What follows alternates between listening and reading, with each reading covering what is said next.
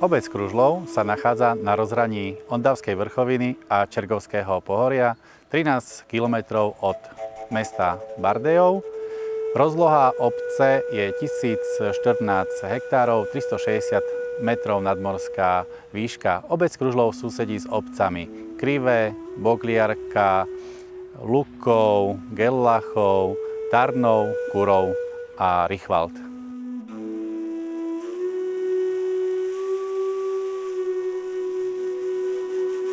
Názov obce Kružlov pochádza buď podľa prezývky alebo priezviska miestneho šoltisa v danom období, alebo podľa okružiačikov, to je kameň, ktorý sa nachádzal v potoku v blízkosti osady a terajšej obce Kružlov.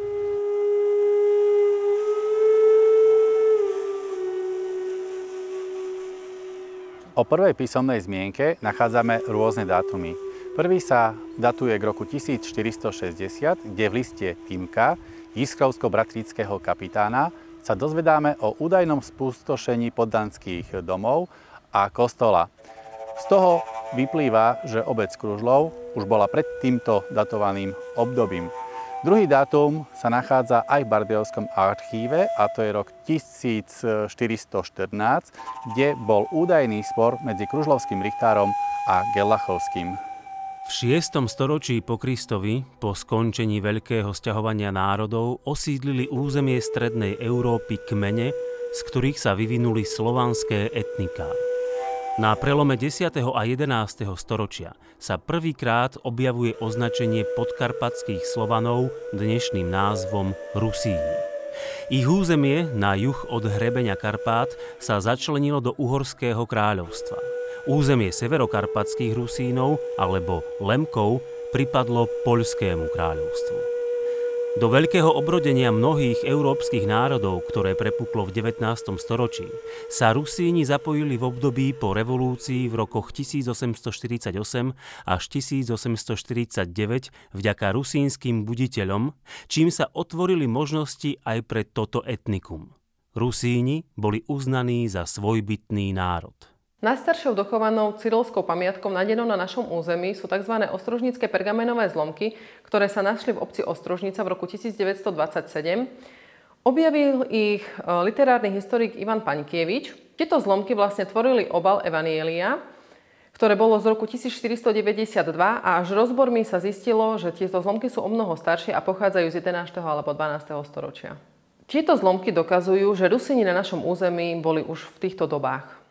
O grécko-katolíckej farnosti v Kružľove sa prvýkrát dozvedáme z písomných zmienok, ktoré sa nachádzajú v Mukačevskej eparchii.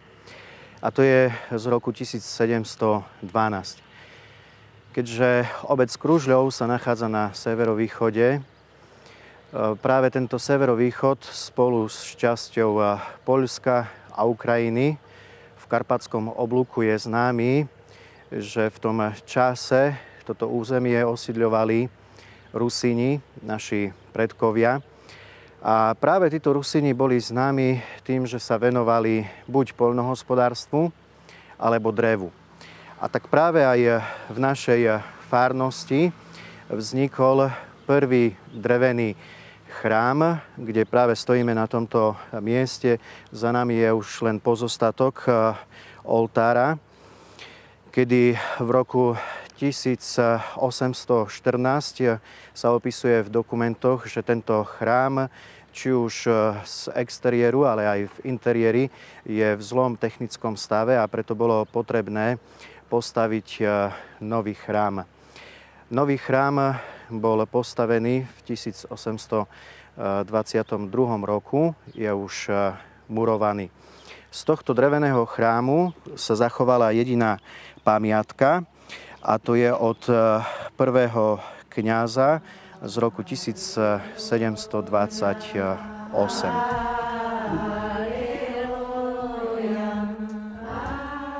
Od 17. storočia, od čas Habsburgovcov, od čas hlavne Márie Terezie, od čas Habsburgovcov, pretože si Habsburgovci neželali, aby na území Rakúsko-Uhorska žili ortodoxní kresťania, tak spôsobili to, že presvedčili všetkých pravoslávnych popov, ktorí na území Rakúsko-Uhorska pôsobili, a to teda hlavne aj tých rusínskych oblastiach, čo majú na juhu Habsburskej ríše, aby prestúpili najprv na uniátsku vieru a potom na grécko-katolickú vieru a do jedného pravoslavného popa všetci popy sa stali grécko-katolíkmi. A teraz samozrejme Rusíni zákonníci sa tiež stali grécko-katolíkmi. Až potom v 20. 30. rokoch, potom po Veľkej oktobrovej revolúcii, keď z Ruska sovietskeho, zo Sovietskeho zväzu utekajú pravoslavní popi a pravoslavní mnísi, utekajú aj na územie Československa a zostali aj teda na území Slovenska, tak sa opäť pravoslavie na územie Československa potom Slovenska vrátilo.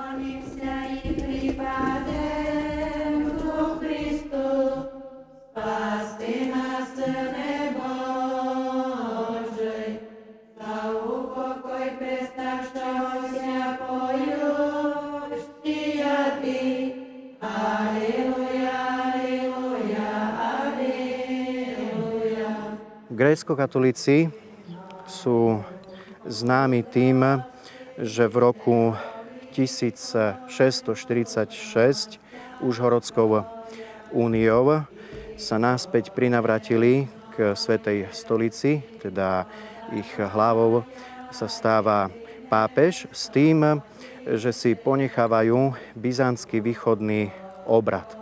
A preto aj dodnes, či už v tejto obci, v domácnostiach, stredná a staršia generácia sa rozpráva v rusínskom jazyku a takisto aj v chráme bohoslužby máme to presne podelené, asi približne na polovicu, že istá časť sa spieva v slovenskom jazyku kvôli už mladšej generácii, ale tá staršia generácia s veľkou radosťou práve slávi sväté liturgie a obrády v cirkevnoslovanskom jazyku. Pri tých vianočných sviatkoch môžem akorát toľko povedať, že najväčší ten rozdiel je v tom, že hlavne dnes pravoslavní Rusíni, lebo grécko-katolíci už od toho ustúpili, uznávajú juliánsky kalendár a ním sa riadia. To znamená, že všetky sviatky, ktoré sú v kresťanskom svete, tak sú posunuté o 13 dní. Ten hlavný rozdiel je to teda, že tie Vianoce neslavíme 24. decembra, ale 6. januára. Čo je veľmi, veľmi zvláštne, že 6. januára je predsa len aj veľký kresťanský sviatok aj pre rímskokatolíkov. A potom Nový rok je teda tiež o 13 dní neskôr. Pre nás je tak najznámejšia utierenie vzkriesenia. Celá tá páscha, ktorá sa nesie v tom radosnom duchu a tak presne byzantská tradícia je známa svojimi spevmi. Dovolím si povedať, že celá božská liturgia je odspievaná, ani jediná časť nie je recitovaná. Práve s týmto je aj spojené na Veľkú noc svetenie a požehnávanie jedál paschálnych, ktoré sú práve známe u Rusínov a teda tu na východnom Slovensku. Chcem si oce a duši oceho pomyšlení a našeho rcem. Hospody, pomíluj. Hospody, Vседržiteľu Bože, Otec našich, molím Ty si a uslyší i pomíluj. Hospody, pomíluj. V súčasnosti v našich chrámoch síce môžeme nájsť nejaký hudobný orgán, ako je napríklad gitara u mládežníkov, ale u pôvodných Rusínov je práve známe, že všetko je odspievané tým, že je tam tá rozlišnosť tých nádherných ľubozvučných hlasov, tak nebol potrebný žiadny orgán, žiadny iný predmet, ktorý by viedol týchto našich predkov počas bohoslužby.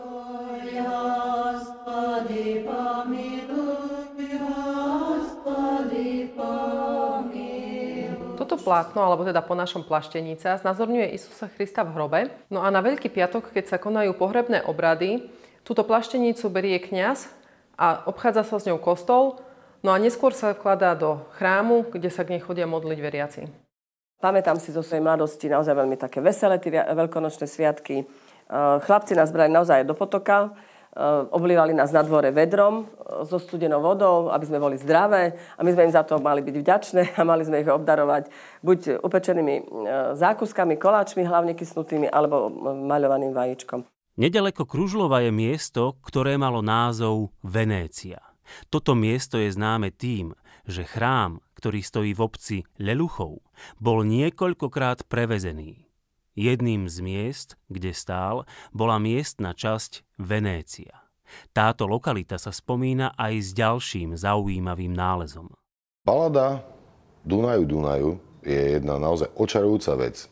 Prvýkrát som sa s ňou stretol, dozvedel som sa o nej, teda ešte som sa s ňou nestretol, keď po jednom koncerte mi pán profesor Mušinka, môžem povedať, že priateľ, keď som hral teda na tom koncerte našu najstaršiu baladu teraz z územia Rakúsko-Uhorska, alebo súčasného Slovenska, ktorá je z 1549 roku, píseň o zámku Muránske. Máme ju bežne v repertoári a keď je príležitosť, tak ju hrávam, aby ľudia vedeli, že vlastne akú pamiatku máme.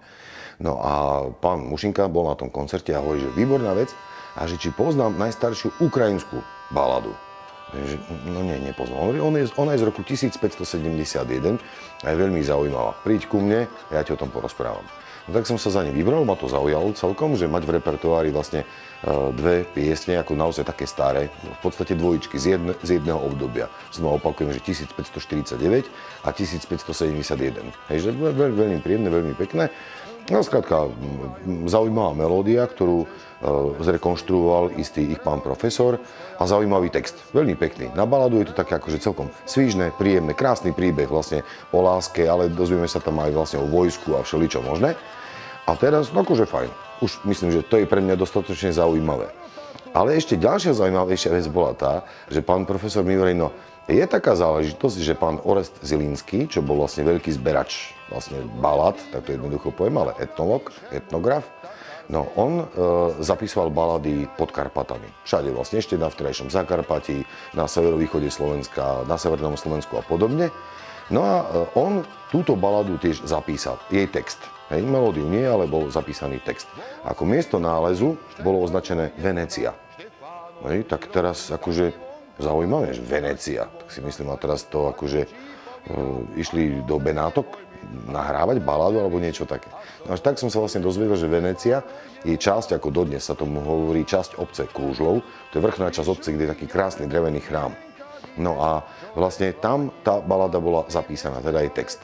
A čo je pre mňa akože muzikanta aj človeka, ktorý sa aj touto tému zaoberá, že je úplne úžasné.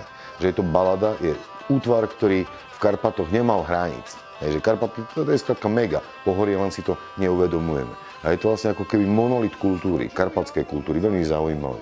A to, čo napríklad majú Ukrajinci ako svoju najstaršiu na svojom území zapísanú baladu, tá balada sa spievala nie len niekde, ja neviem, v Jasíni, alebo kde na konci Karpatského blúka, ale možno až tak, kde v Maramureši. Vlastne tam ešte, kde žili Rusnáci, Rusíni, Lemkovia, Bojkovia, Huculi a tak ďalej, ale spievala sa aj tuto u nás. No tak to je taký krátky príbeh tejto balady.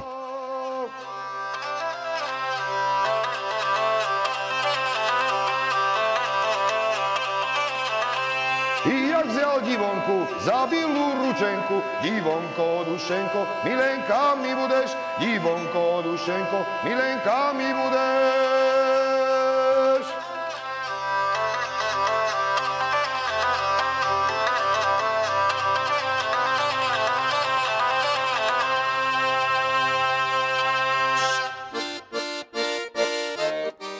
V rámci projektu Zabudnutý svet Lemkov a Rusnákov v obci Kružlov pripravujú rekonštrukcie domov a stavieb, ktoré sa už v obci nezachovali.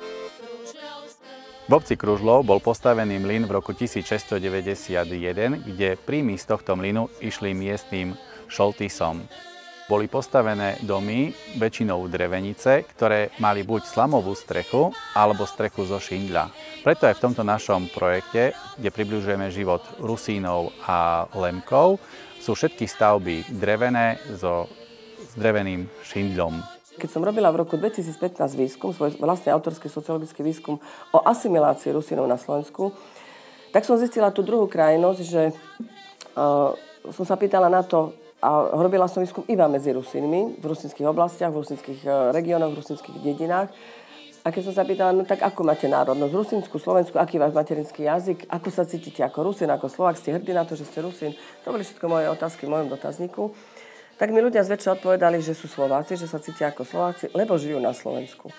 Tak to ja si myslím, že to je druhá strana mince našej lojality, že sme natoľko asimilovaní, že sa začíname cítiť ako Slováci. Čo zase na druhej strane nie je veľmi dobre, pretože to je znak vymierania národa.